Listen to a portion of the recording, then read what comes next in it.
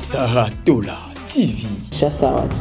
Ndeni fallait attinda. Kutu poto ya pasi mena ki chassa kutinda babo mamuto ya pasi. C'est très facile. Ndeni fallait sala ngopana mate. OK. Makenda na l'état. Pas mon que alors on voit les choses. Mabe ekola l'état katela biso likambo oyo. OK. Très bien. Bon, pourquoi fallait attinda rapé badute qui vont enlever Sarah wana bobeta et déjà ozo kisaye. Et ya batanzala ba ebele sauf Chembongo akosa mutu mabe. Faut na sala monter. Saratola TV. Koko manetre, est-ce qu'il y a un monde qui a fallu le cabaret babsa à Ken Mabe? Aucun a pu apporter ni non à victime. Non, mais Ken va donner son baïbi que non, Ken a critiqué à mission tout pour l'avantage il a fallu. Te Ken paranda ba compte. Saratola TV. Net de mer. Alinga pina fallu. Asa il a fallu musala. OK. De tout son cœur. Asa en vengeance. De mer a tamboli nulle part. OK. Azuva a de voir mutute. Mutute. Akenda pas fallu te héritier te pas mutute. Asaka na banana fallu mbamo. OK, asabeka wana. Entre ta ba te belé ba pas fallu lelo. Ba rendre ba compte. Ba uta par ci par là. Ba rendre ba compte. Ba to ba rendre ba compte ba victime les arabes concernés. Ba leader. Ba leader ande ba comment ba victime. Donc leader a vendu a c'est la ta Saratola la moro bo ça la analyse moro positivement sérieux. Mais ba fan na ye o ba rendre Sarah ba compte. Babi ke o lu kapoto. Maman Sarah tiki koloba et comme il a des avantages à lui. Il leader automatiquement sans réfléchir deux fois. Saratola TV. Demain a une droit qui tirait fallite parce que fallait payer visa. Parce que fallait payer visa. Saratola TV. Donc côté bandeko misia pekisio poku misia baninga msusteme yo comme sala ngwa pour bacha opeka. Le grand problème c'est l'Europe en fait. Ba misien ba comprendre que les médias la biso ba na première. Dans l'Europe.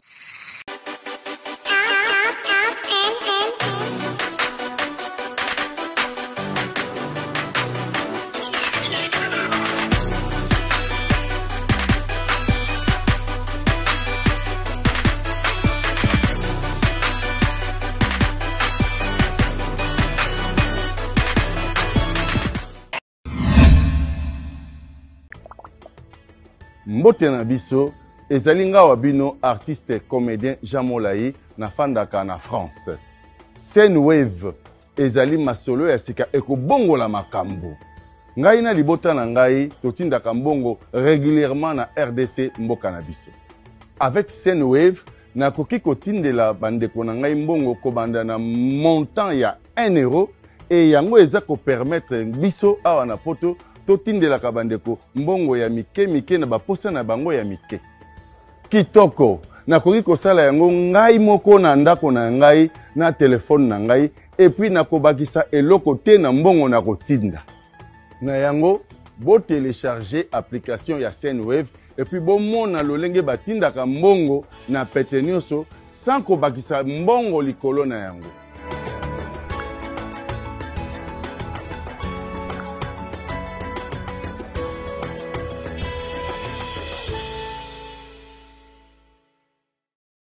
Confort et proximité du service. Véhicule neuf, tarifs accessibles pour tous. Majabou Cab, votre solution pour vos déplacements.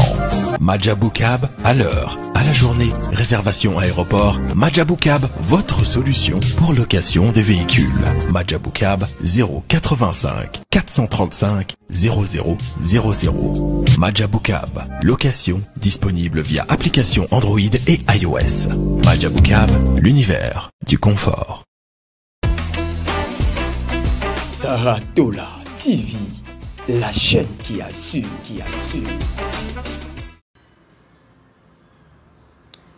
Bandeko nanga ya biso rataka te. Bon appétit Didi Stone.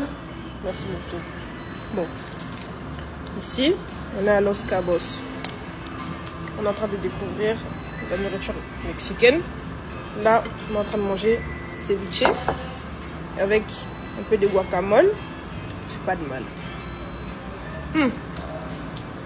Cindy. Saratola TV.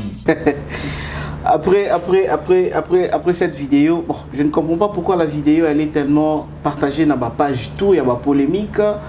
Là, on vient de suivre la fille Didi Stone, la fille de Koffi Olomide et de Maman Lia. Didi Stone, la star, il y a Maman Lia, la star, il y a Koffi Olomide. On a passé ces jours dans le pays latin, je pense. Alors, je ne sais pas pourquoi vidéo ils allaient vraiment partager dans la page sur la polémique. Je me pose la question. Seulement parce qu'elle a cité les noms de Cindy, bon, je sais pas. Voilà, mesdames et messieurs, merci beaucoup. Nous sommes aujourd'hui le 8 mars.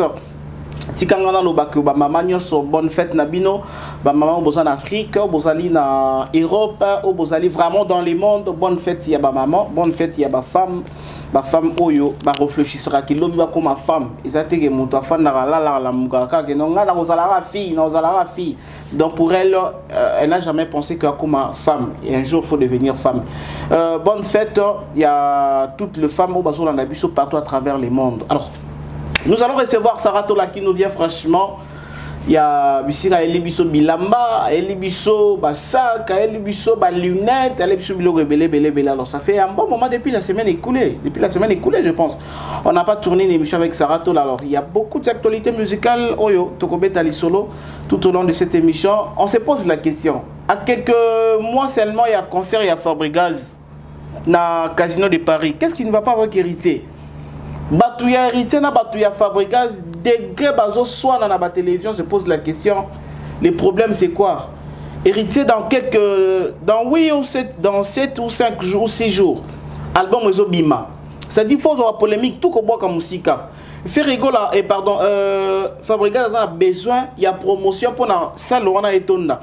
Mais batuna bango na zo mona ba Gina PMF na zo mona batu belé. Bon, ça la polémique seulement parce qu'il y avait une vidéo Oyo, et zo tamboula na ba réseau, héritier va poser qui est question ou on n'est pas à papi Mboma. Va poser héritier que non, Fabregas a se produire dans le Casino de Paris. Pour appeler sa point de vue héritier faisait que rigoler. Peut-être il y a un et surtout qu'ici il y a maestro mais c'est pas vraiment important vu que bien sont mis balé bozana ba événement boza ko s'organiser. On se pose la question. Où sommes-nous avec l'affaire Ken Piana na Fali Poupa? Banquette et la mato et salami que Fali a tindeli Ken Piana Batu bakene ko bomaye sort ya demeure na ba warrior ikomi wapi parce que ngati siko émission ko na bloka na retira na émission na chaîne. Ah bon? Oh na retira na émission na chaîne zata na retira na émission na chaîne. Où sommes-nous?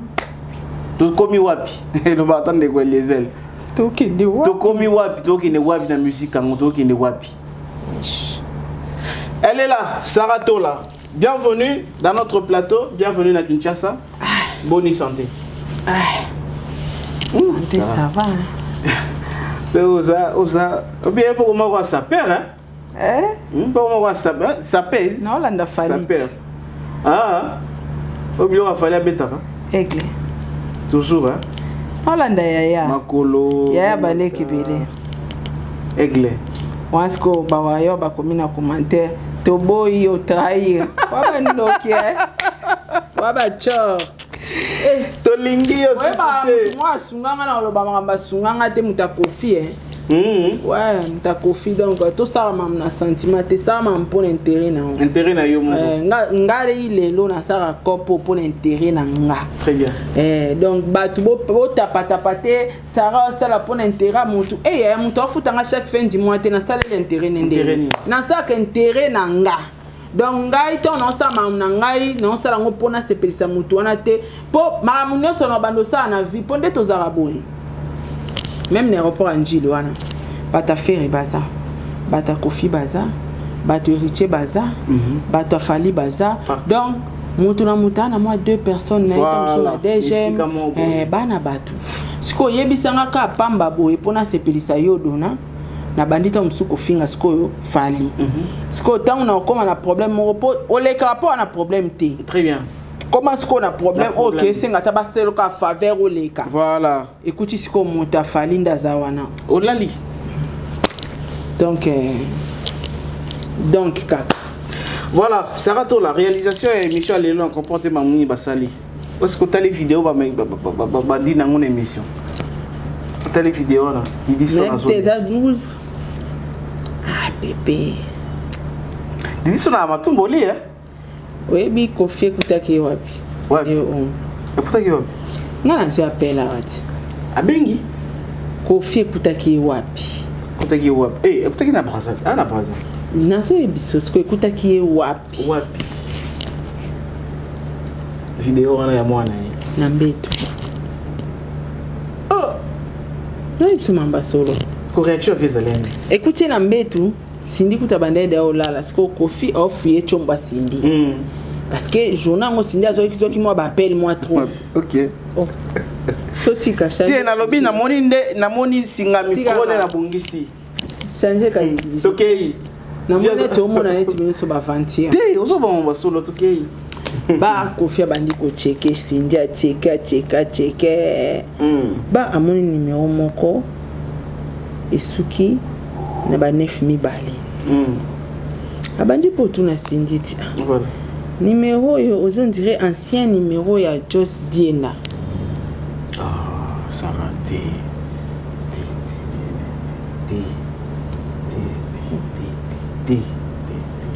Oh, kasi nasa pas explication. Sauter côté wana té. A sauter. Côté na sauter. Bala moko pe ba vérifier ba moni ke eza lango yango te. OK. Ba Sindi a telemi akendaki koluka ba raisin po alinga raisin mingi. Ozomo akina obetro ya solo Sindi ali a ba raisin ya rouge. Akeluka ba raisin ndenge pa kenda na téléphone na ye ba tindeli njoka a partir vidéo ya mwana Didi Stone. Sindi atala ngo kaka. Kofi Wana Sindi na oyo bisote. Kofi sko alalaki. Kofi azwa boake de téléphone na mbeto. Oh nini mama nini? Te Kofi la mukina ya kantika ara ni asara bazwa. Era boake de sko téléphone et tout Kofi na di kosi. Ko alors on a payé qui za quitté. Il a quitté. Te me fiala tango soute. Oh, payé qui za quitté que non lo banoti. Ah, OK. Et beta Pepe ana di kosi ana nini ana di bandi. Bon. Pepe ala muki. Eh vraiment, nini. Ba bandi ko so na Kofi atala boy. Didi Stone. Sindi. Ah vraiment na éviter quoi. Moi non vraiment na éviter. Donc nga vraiment des abos vraiment les deux non là nga moko. Sindi abola na chambre. Pepa bandi kolela lokamo amuki. Ka pour la provocation ya Didi Stone. Naza na enregistrement kolela Pepe. Na ndo sale ya video kwa. Sindi. Atindela ngate. Na bisi Sindi nga bisindi ko tindela su mutu te lo ko tindeli kanga na suki ka wana na ko chate me na oloba na batu ba yeba. Kofi abandi alala ye moko Sindi ala na salon.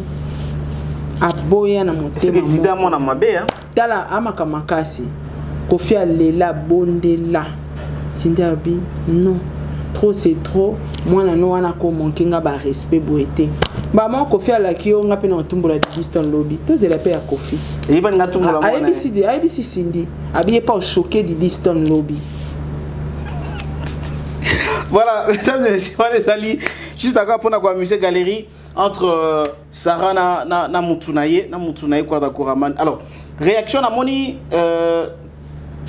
vidéo on est vraiment un peu moi ba polémique et ben la raison en disant que non Didi Stone est impoli, bon soit Didi Stone matumboli tout en tout cas, je sais pas qu'est-ce que moi je peux dire. Alors, concernant quand ma solo et la famille Olomide. Est-ce que Didi Stone na loba na bino que Didi Stone égale à Kofi? Ouais. Kofi a matumboli. Didi Stone aza na caractère nyonso ya Kofi. Papa nae. T'as la réponse à Didi Stone. Elle t'est piqué. T'as la réponse à Didi Stone à l'ouaye nini. Avant abena Kofi, yo ebi ko tumbola ngape na ebi ko tumbola. Yo ebi ko choquer ngape na ebi ko. Donc baza me loro moko. Didi Stone incarnation à Kofi. Ya papa nae. Donc yé pas chubi na papa. OK. Papa pa la muki ala ki Sindi pa chuba Didi Stone. Non c'est ce ko chuba papa. Donc Kochuba papa Pezoya. Ezoya. Voilà, dans l'entretemps c'est la Kochuba papa du côté Belgique. Tozo ebate famille Makizembe. Vous allez ken bien Makizembe. Bon, jeune mon Swahili Makizembe, à ça moi belé. C'est comme si moi vraiment embrouillé moi et côté trop. Ken piana, fallait atteindre qui batuba, pas qu'elle ne quoi agresser. Quoi année? Hein? Azana nini fallait. Non, parce que pour Azo, peut-être Azali va propos à Fali, Azo c'est pélan en moté, fallait aussi à propos à Ken piana. Lokuta, oui bien papa Duna. Bilo mususu atakutolenga fali te to sara no ba analyse mo logique. OK. Est-ce que Ken a ça finga na ketchup? Non. Est-ce que Ken penda vanda na plateau boye a osé pe ko finga fali? Non. Ngana ebike amatara ba golo ba finga fali. Ouais. Mais yé moko non. Abimisa de sa propre bouche. Je pense que sope abimisa a comment na ba niveau e komela nga na makamaniki. Très bien. Ngaza ekana Kishasa wati. Ndeni fallait atinda kutu poto ya pasi mena Kishasa kutinda babo mamuto ya pasi te. C'est très facile. Ndeni fallait sala ngopa na ngate. OK. Makenda na l'état. Pas moneke alors voir les choses. Mabe ekola l'état katela biso likambo oyo. OK. Très bien. Bon, pourquoi fallait atinda rapé batute qui bon enlever Sarah wana bobeta et déjà bozo kisaye. Et puis abatanzala ba ebele so futie mbongo akosa mtu mabe. Faut na sala ngote. Nini okena sa sali fali pour que ti fali comme à niveau ya otinda batu balukai ngana otoza bandaki na kepoto elo ni ya makase sa sali fali azwa courage otinda babandi bakeluka ke peut-être le fait seulement que lobakena comme il est naître au lobela sous peut-être falité te koko naître eza insulte c'est pas un péché aussi koko naître est-ce que yangonde otinda fali aluka batu babisa ken mabe okena ki apporter ni na on a victime. Non, mais Ken Badunyo Sobayebi, qui n'a qu'un critique à musicien, tout pour l'avantage, il a fallu. T'es quel parent d'Abaconte? Abaconte. Ah, parent d'Abaconte, mais il a fait. Et ça, conseil gratuit. Au moins, il conseille. Papa Dona. So, mon toit lingi pour venger mon bal nae, yo souffrir. OK. Pour les alara babolingo, les alara ke. Yé le cas en sala inga boina ou l'accès na OK. Moi si on a olingo na bolingo solo te yo ko s'emporter na bolingo. Mais moi si on a servir na yo pour venger mobile na pese ma passe parce que ndo monaka copine na moko tellement balingana na mobile ne minga kangaka ina mwasi. Pour pese passi aboy mobile na yé pas que linga un bon tonton na linga de tout son cœur. Très bien. A komati na niveau bala et tonton na bali. Moi bi que moi si wana bali mais abimaka na ex na yo. Na mbona ex na kaka. Et na suka yo boma libala azaki très clair que na linga ki opona otisambali na mtema passe. L'homme de ma vie. Ouais, mon bala vie nanga eza tel. Et ça même histoire ba imaginera sur Rihanna na ASAP. OK. Parce que Rihanna penana Chris Brown on dirait bangomi balé ba mitikana na défaut. Il y a quelque chose entre les deux. Pour Chris Brown a boti ma bali basi angote. A confirmé pe bangote na confirmé Rihanna. Donc apparemment ba sorti exacté apparemment mo bolingo ne mo boye quelque part. So kepe na nga mo pe Rihanna on dirait batu balo barabota rapport yo ki sa Chris Brown monter ma passer au beau en désordre. Vous comprenez? Donc so i bazuyo le quoi élément ya vengeance papa au ko respirer to rozala yonde victime. Il y a vengeance. Très bien, c'est capital. Donc, ma belle en Wezanine, net des mères, Alinga Pina Fali, Asa la Fali Moussala. OK, de tout son cœur. Asa en vengeance. Des mères à Tamboli nulle part. OK. Asa a devoir Moutouté. Akenda pas Fali, t'es héritier, t'es pas Moutouté. Asa kana Abanana Fali Mbamo. OK, Asa Beka Wana. Entre temps, tu es belé, pas Fali Lelo. Ba rendre ba compte. Ba uta par-ci par-là. Ba rendre ba compte. Ba to ba rendre ba compte ba victime et ba concerné. Ba leader ne ba comment ba victime. Donc leader a vendu a c'est la ta Sarah to la moro bo asala analyse moro positivement sérieux mais ba fan nae o ba rendre Sarah ba compte babi ke o luka poto. Maman Sarah tiki koloba et comme il a des avantages à leader. Il y a leader automatiquement sans réfléchir deux fois. Tant que Sarah nga ba ça moi un plus. Le monde a bata bongo bayara na ba initiative va bien na ba orchestre te bayara ka ku finga. OK. Bata bongo so tali bango mingi au finga makasi a régler ba compte. Et par là qu'est-ce que tu veux expliquer par rapport à makambo ya Ken Piana Fali?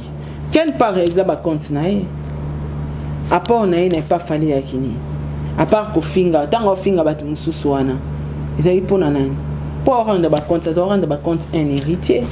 OK. Des n'affaires preuve en étant comme une être le mambo a oui la affaire vrai ou faux? Vrai.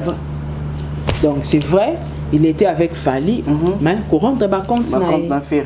Voilà. Mais c'est différent avec moi. Ngala rendre ba compte d'affaires et je suis pour personne. Na sola motute na nga moko sara na rendre ba compte nanga. Donc la majorité des artistes pembe na bango ezara mingi bato ba rendre ba compte. La majorité bato ba pas Fali. Misu balinga ngate. OK. Mais à warrior mais au finganga au tala tate que Sarah moi analyse na ye moi émission moi soutien na ya Sarah na Fali et ça l'appelle moi ça rappelle moi bien moi un plus pour l'artiste nanga mais tellement il y a zo rendre ba compte à au préféré artiste les cas victime mais rendre ba compte na ye donc Sarah tikata olobela Fali mais ngana banara ofinga Sarah ya rendre ba compte na ye voilà ndo moni batebele ba sisi batelenge soutenir Fali parce que tout autour a Fali il y a bato ba rendre ba compte na bango ba autant intérêt Fali tepo et là monsieur ezala ka papa dona n'y a pas ça que exemple Madjabu. OK. Ngana demain to bando sur la teme to kana Madjabu mais to ko clashanité. OK. Oui bien qui poni pourquoi po ba vanisa bisote ezaki ka pour un respect et considération tous autres na label na label wana que so to soigner batala bango mi balé considération wana kaka parce que qui ba compte à rendre mais le quoi bango ba ça ba compte à rendre ba otala tate ki nalinga sarate mais to solate mais le kaka ka olobela fallait az artiste nanga voilà to channel na si bo moto esali siko wana tate yango mona bango ba otala même pas que Sarah ba Sarah moi un plus na soutien pour Fali te bango ba rendre ka ba compte donc pona bango etali bango te Sarah so ka lobeli Fali te on s'en fout na lingis qu'on atambola na logique d'idée na yoana. Aujourd'hui on peut aussi dire que comment le comportement par exemple il y a Alexis comportement il y a Jaël Show il y a Manik ba comportement il y a Batunya so fallait même na potane belé wana ça peut faire aussi que ba comportement na bango etindi pe bato mususu pe ba yina pe fali oui je t'ai dit donc ça dit bango ba ye ko rendre ba compte na bango na bato mususu et directement ba yini si mutu oyo bango bazali ko défendre oui. Ça c'est trop dire mais ko baïsé bat. Voilà, très bien. Ko baïsé. Na mona d'ailleurs fallait a commis na batama finge belé. Azape na ba analyste belé sko apport na ngezani. Très bien. Na lobela pe batu. Batu mususu. OK, OK. Na baya nanga parce que ade na batu ba finge le makasi. Ape na batu ba osele ba analyse makasi. OK. Yanga apport. Nazaka ngamoro. Nazo pe vona ngana pe ata batu mususu pe o bazani ba voir. Donc voilà.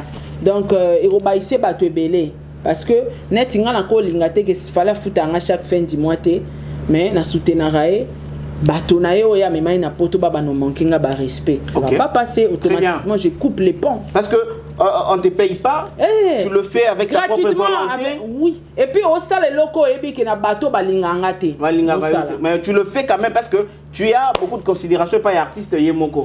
Pour ma non ça sur Fali na ko sele te ma ambasali non mon ils na miso ba mais oyebi na conscience donc que moto na moi sine balinga ngate mo quand même mosalango ozala pe na salaire na ngote mais enfin au mona bato na emo boyo ya considéraka bando finga yo moi te il faut couper ka pont tika kaka très bien on te fait ça exemple mort il y a de mère awa que il y en a de mère bon c'est respectant mutuellement parce que bon coutana placement bon et place et puis place en to respecter la belle vous respecter la belle wana alors ayekana mamba de mère wana la semaine passée on avait fait une émission avec la consoeur de mère que je salue Omega Kito Omega un peu ko analyser sur le clip remix il y a Nzembo migrant du rêve fallait pour pas remixer na tiana batebele pe lelo na bomele bango ba moto na bomela batebele ba moto pour na belle vie.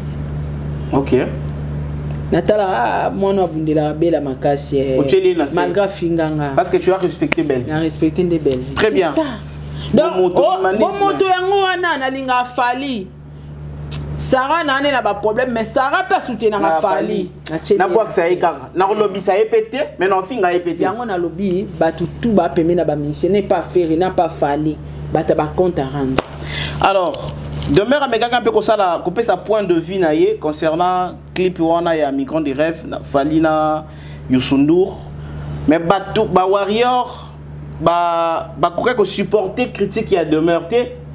Vraiment mutuna mutu ameka ki ko boaka ko bamba demeure libanga na ndenge na eto ki voir même na ba voice ya ba petit musu ya fallo ba kenda ki pe poto ko s'attaquer voir même na pas ya maman direct ya demeure. Alors ba biloko ndenge wana est-ce que bozana kati batu boza ko défendre et si kamo ko défendre mutu moko tango peut-être moi mabe mo komi pa ya ndeko selon bino mabe komi. Mais il y a un journaliste, il y a une libre opinion pour ça là, prendre le vinaille. Makambuso qui bandi ko basculer n'engwana. Sarah, toi tu peux faire quelle lecture? En fait, bon, on a appelé de merde. On a eu peur de merde à penser. Mais à supporter, hein, ils ont choisi ça là, à soutenir Fali. Supporter. C'est pas aussi facile parce que tout autour des musiciens, on a vu que 12 existent. Alors on a 12, on a moins trop. On a osé appeler la musicien. OK. Musicien c'est pas considéré nga na roya. Musicien c'est pas foot na ça les promotions na sala. Musicien c'est pas même nga voyage na OK na sala musa na nga. Très bien. Mais comme mon ngamba ya musicien mo songolo pa calendrier na sala. Donc vous avez ouvert pour na bango nyonso. Pour ça des avantages na nga. Ko travailler na musicien mo roya des avantages. Si vous avez bien un mission, vous avez des matériaux, vous avez des affaires, vous avez des affaires, vous avez des coffres, vous avez des héritiers, vous avez des avantages. Vous avez des affaires, vous avez des affaires, vous avez des héritiers. Donc, vous avez bloqué en fait. Donc, peut-être, net ya mami il est là. Fallait au mémaï, faire au mémaï, héritier au mémaï. Tout au mémaï, ok. Vous comprenez? Parce que pour nous tout à ça la critique à ça il y a barabatu mais puis sur le cas tu implanter analyse sur les gens qui analysera positivement sur bangonio sur critiquera positivement sur bangonio sur là c'est mieux voilà sur les gens qui quand mutumo beaucoup miséranion sur wana beaucoup critiquaka les gens manquent à gagner et ngalo wana lingala na rappelle à moi vision très bien na comme on a des avantages sur le plan business il y a des avantages pour ba fan affaire et ba sombelanga biloroti voilà exactement bon mutalinga bina faire ya solo ya nga linga l'art tango yozo critiquer papa ya papa nga na tala avantage nanga et bela ba journaliste ba kufa ba pauvre nga na tala avantage nanga na yebi ke na 4e pouvoir na maboko natara ba avantage na ngana biki lelo yo fana kofi osombelanga osombelote ba kutana fana kofi mo na ambassade à Chine abisara to linga ko poto comprendre mambo sala loba sur kofi o sala ngona comédie très bien wa na problème na kofi te na tanga communauté maman mo haute personnalité na Lubumbashi abana nga so ye Lubumbashi fo lukanga po anita kangela nga kanda parce que na la kisa te ke na problème en particulier na kofi vous comprenez donc il y a pas des avantages babilo wana tout loba so na comme na niveau que chaque fin du mois na boye faire à futanga salaire les kaka les ara YouTube a foutu à biso na bi na fin du mois a contrat ba milliard te na bi ke faire a plus rien qu'à considération contrat na ngape na ba papier na maboko ezali et na bi ke bon na le bela faire atana perdre na ngaba élément ya ba musicien mususu na zora moi check un likuta na zora salaire vous comprenez mais quand pamba boy musalo biso comment sala ba foutu la rambongo comment ya gratuit en tout cas kozala na partie prix lelo na comment mona ngoma kagani mais babi batu ba oloba kala ke ça va bongo kalora na partie prix te pour mutu mo akomelenga abisara na kalozaki na partie prix pour bando côté la ka fali na bando côté la fali parce que na ina ba problème na faire moi na côté les athées c'est clair na ina partie prix na ina ba problème na faire non côté l'été non critiquer makasi ezaki parti prité mais tant on a comment comprendre que comme désavantage parce que ba chaîne absolument ça on poto ya ba musicien et non ka to ça analyse entre nous mais le lot mon a chaîne c'est comme rabiso na analyse car entre nous toujours des analyses entre nous c'est impossible nani demain ya mbata faire non déjà ba royate vous voyez pas plateau de mer aux suspension donc ce mon que Et ça, moi, des avantages. Ce que pourquoi on a des avantages, on a moins salaire. Ok. Tu as au moins salaire. On a dit que on va parler sur demain. Azarina Alexis Wechi. Demain, il y a un droit qui te fallait parce que fallait payer visa. Ok. Ma belle a bandé on a biso eza. Ba ça l'effort ya omi ba o bazate. Très bien. Mo ninga na za boy. Lelo so bengi ngata ofele papa dona. Eze loko yo na yekoli na za ki pe na ngote. Ok. Po butu ba après na rae kaka ba chaque jour. Okozala musicien a proposé au voyage. À ton photo salaire te à ça on a contrat. Voilà. À tes gratuit. Bande ko ba mema bango sans contrat. Pour bailler que so ba ki poto ba sutu ba sutu ka donc ta boya ya ngo lelo yo e komi ko kanga demain bazo finga e po ana droit ya critiquer falite pour ana visa. Est-ce que bosa ki contrat moko ya visa wana ke na ko critiquer o te boka to visa autopesi oyo ata mabele zali yo lo bango bien ata noir ezali lo bango ka blanc. Voilà. Et puis journaliste ba déplacer a ba memi na mboka ba paya. Et ça normal et un salaire il faut qu'on va foutre dans salaire ndé basara na bande ko beleti ba pesi au caché na offre d'émission ba même ba bango pona musala to ba même bango ka pona voilà pourquoi ba zo abaisser bango parce que si c'était na musala il faut ba zo ba contrat que to pesa bino ta 1000 après événement parce que boké contrat de mission de service donc F victime ou tes bino en charge dans ma visa, dans logement et tout, et puis caché na bino yango. Pendant tous ces temps, vous allez kuna et tout, parler de l'artiste, voilà. Donc, et là, le roi visa, mouta média comme on est dans gravité. Parce que, so sara musano, ou ap naître, so le lo fallait même te le héritier en même poto. Très bien. So héritier même te kofi en même poto. So kofi, so dans la capacité na yo, au pesara na média, so dans la problème, toi na ba parti prité autant pour la ba poto. En dehors de ça, il faut peine cacher. On se comprend, Tommy Ebite. Parce qu'on a un effort au côté de l'association internationale, Nami Ebi déjà. Que na ko so la boulou yekete, na ko so la mbongo. Et puis on a ebi montant na tchara publicité. OK. Alors, on a mis eba. O mo na pe muto ebi so yo a cher, kuna kutuna pia ka utana bisi kende kuna sus. Et les garada toute la journée. Donc au monde que ba critiquer ndego mwasi pour un visa. On attend normal, il fallait pas on a caché. Mais Sarah, nakota la ndenge bande ko na biso badab, c'est-à-dire Domer, Mumbaya, na Tonto Bev. Donc c'est comme si ba warrior ba commis na moins facilité peut-être ya ko de parler de n'importe quoi pas ba ko na ko lo belarami. Lo choqué nga na biwa fallait ça que. Comment makambo bosara na kuku boara na facilité obete la bato. So mota senga ki o visa fo ebisango bato. Keye kuta senga biso visa to boya yango comment ofinga biso. Très bien. Secret professionnel les alati. OK. C'est très important. Apparemment secret wana na bureau fallait ate. Que mutu mo boya to pesa futela ki ndako. Bolobi yango. Mutu mo bo salela ki likambo. Bolobi yango poto pesa ki eloko boete yango asali bo. C'est pas bon. Batum suba comme banga ta ko approcher parce que que le lolo ta photo le lolo biso asala ta mo eloko mo bo exposer bonjour c'est nzela te bo tinda ba apesa batum info ozwa matière bo pesi bolo ba senga biso ko eloko boy c'est pas bon on doit critiquer les on ba comme ça au point faible ne ba ça ba demer il paraît fallait pesa ba bon on a dab petinda ka ce qui son nom m'échappe. Comment on est Dilasso. OK. On a ce qui 2000 hein. On a $2000. Il y a des personnes qui ont passé la DAB et tout, mais en regardant DAB, ils ont plus de $2000. Très bien. Paléwana garantie nango. Non mais ceux qui montent à l'obélaka yo na promotion na yo. Est-ce qu'il faut bêter là-bas? Ceux qui ont contribué na émergence na ye. Est-ce qu'on peut critiquer yo? On est place dans biso madame naza place dans sa ranata musique boy. Bien. Donc so na papola na papoli bango. OK, venant librement. Naza pona mutute. Et peut-être ceux qui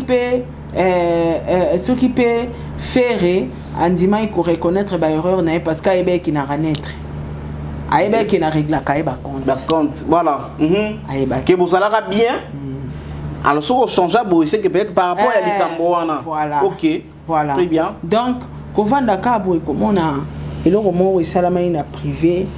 Il y a des médias qui te retiennent des fallait payer ça qui $2,000. Donc, il fallait payer ça qui mbongo ko soutenir. Donc, fallait faire un monopole, na ba union, son adabo na ba critique arrêté. Mais moi j'ai suivi Fali. Tant que yamba ba on hôtel na poto lo biboza neutre, bossa musa na bino. C'est ça qui il y a à bango. Et l'accident que son na memi no poto ne bolo ba ka vérité. S'il faut critiquer, mais ça maloba Fali. S'il faut soutenir le musicien, au soutenir. Tu es libre. Mais voilà. Mais quand on interdit de soutenir d'autres musiciens, toi tu me payes alors. Tu me payes chaque fin du mois. Mais est-ce que c'est vrai que non? Donc je peux pas lober la Rafali. On a personnellement fallu pas péquer ça. Bine bolober la bolobela batu mususuté.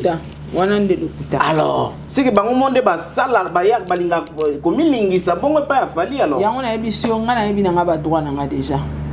Ngana za affilié na ba association internationale nyonso.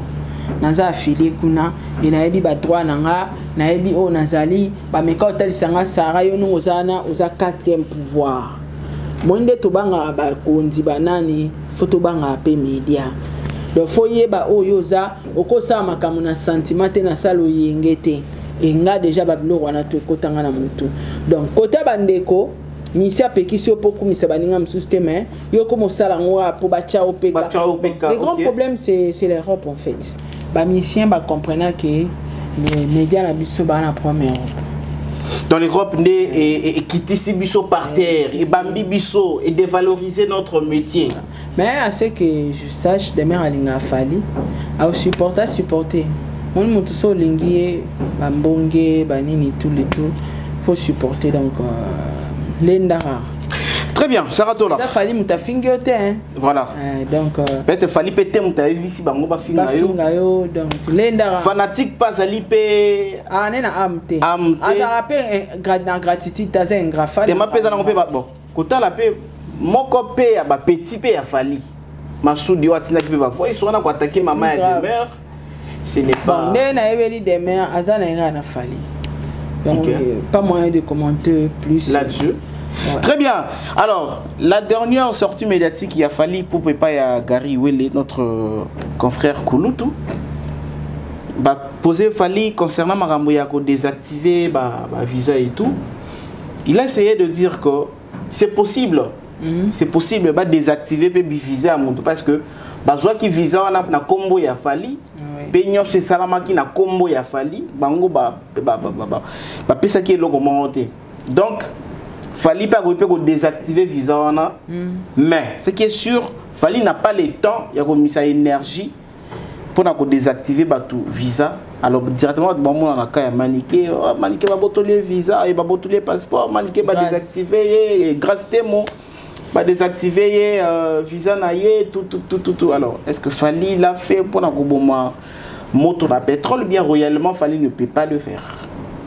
Ba fan na ene ba ela bisotina ba alarme na e ba bouche autorisée ba maman Chantal Bomolo et tout parce que so moni Chantal a lo ba yuchi pe na source hein il tapé à côté.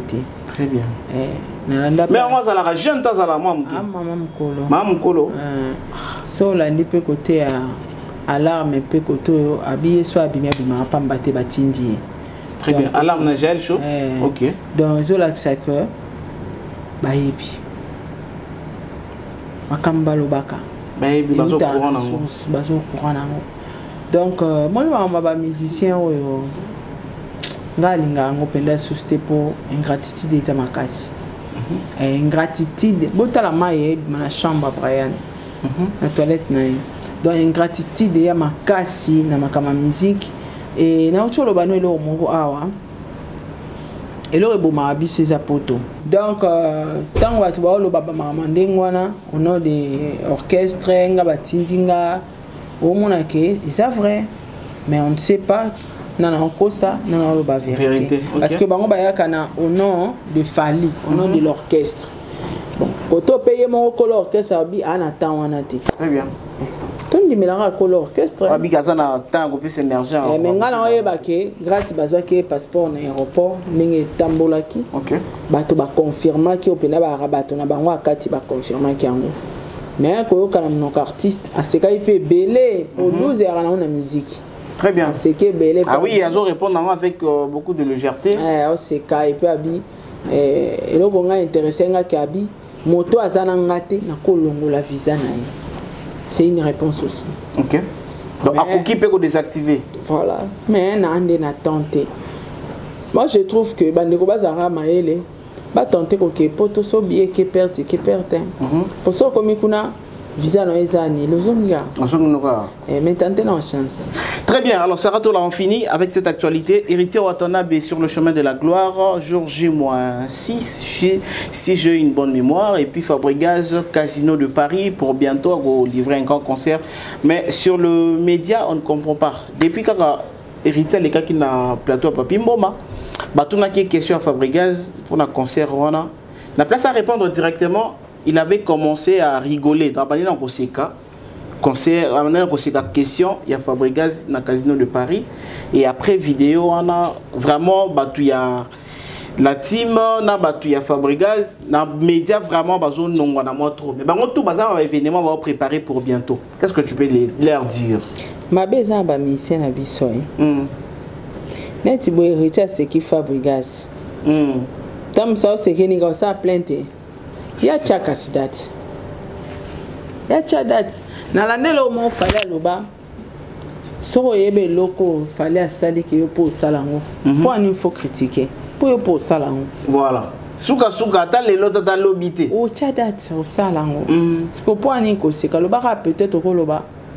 Bon, je suis là pas pour d'autres musiciens, je suis là pour parler de moi et de mon orchestre, c'est tout. Pour un cas c'est qu'elle au coach on dirait autant de saté, on dirait yo pechana non date aussi tes Holanda faire ache ya validas ba di bare ne silite zatale be et c'est belé na mokili mobile bo tchao de ko seka. En fait les artistes congolais sont des voyous. Ah ouais. Mentalement, les artistes congolais sont des voyous. Non, mais artistes congolais, à Kalane, bazala ba voyous. Des réputations, ça l'a bien. La musicien té. Papa, Tina Lelo. Bazala ba voyous. Oui, mentalement, sont des vrais voyous. Merci beaucoup, Sarah Tola. Alors, je pense que nous sommes arrivés à la fin de notre entretien. Nous vous donnons rendez-vous. Pour un catholique, une émission, baolo banao makambu. Et tu réponds positivement que félicitations à mon frère. Non, mais ceux qui passent à bonne relation, tu vas aller faster. Comme on a émission, les artistes congolais sont des voyous. Bah voyous parce que on a cerveau, on a bah voyous pourquoi? Nga so na émission panayo. Je pense que avant émission on se parle. Na ba noni papa de na retour na maman na ni ote na linga na ngote. Yeah. So yebige o lingo za la boy. Journaliste yambanga kotuna nga makambo kesa motuté pognon surtout ça en émission dara auto kanaki n'est-ce pas tout bando comment a to lobela sija fali to lobela sija faire voilà. Donc c'est que ba yokanaki tuna nga pe makamba Fabregas nga na osika na ignorer. Donc ba musicien na biso mboka na biso mentalement sont des voyous, il faut faire un effort et à changer ba comportement na bino bokoli boboti bana bokoli sibana bosaka ninge zalaka na kalaté bosa musique professionnelle s'il vous plaît. Mutu pas les que Solarana est en tout cas félicitations. C'est le Congo qui gagne. Très bien, c'est le Congo qui gagne, c'est les derniers mots de notre analyste. Merci beaucoup, continuez à vous abonner sur Sarah Tola TV et puis surtout à votre chaîne de valeur. On se retrouve dans une autre émission et c'est tout à l'heure.